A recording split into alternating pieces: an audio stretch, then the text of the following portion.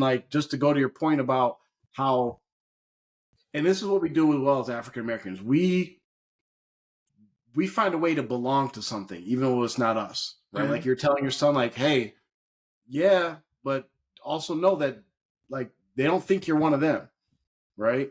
But we do this thing where we get cool with a group that's not really us, not our background, not our culture, not our whatever, and we will think we belong, but they actually look at us as an outsider. And I say that because when I was talking to the people in the Somali community, one of the questions that one of the leaders had was like, how do we get the African Americans to get more involved? They come here and they just leave, right? Which is a good question. He wants to get involved, but he's already viewing them as like something different than the rest of the people that come to their masjid, right?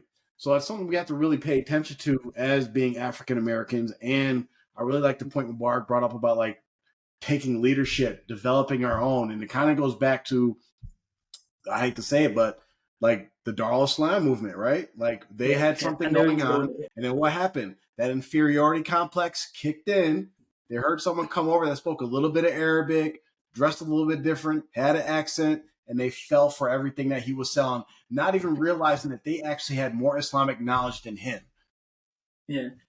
And let me ask you a question. Do you think if that was in reverse, some black dude from America who speaks some broken, thick, hardly intelligible Urdu goes over there, you don't really know much about him, but just says, yo, I'm a Sufi master, kinda, whatever, and starts taking women and telling people to commit crimes, give me all your money, your head in one hand.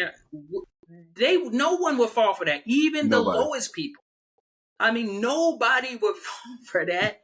You will find them being able to trick their own people. But for an outsider to come in and trick you like that, usually that happens when there is that person that comes from, they come to a people who they see that person in general by itself as a higher status than they are. That's how that happens.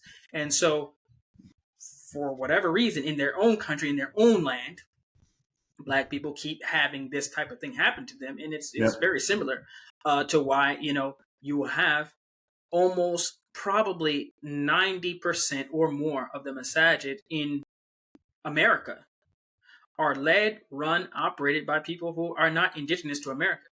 I'm not even saying that that's some big problem, whatever. It's not a problem for the people who are running it. It's a problem for the indigenous Americans, that the people of African descent who make up more than everybody else. We actually have more numbers than everybody else. But as you said, they're like, why don't they come? They don't really feel comfortable. I talk to them all the time. They don't always feel included. They don't really, when they have events, it's their cultural thing. They have their cultural food. Sometimes we don't really rock with it. We just like, they're like, where were you on the eat? Yeah, I did my own thing because I was at home. I'm not doing the dab key and whatever that is. That's not what we do.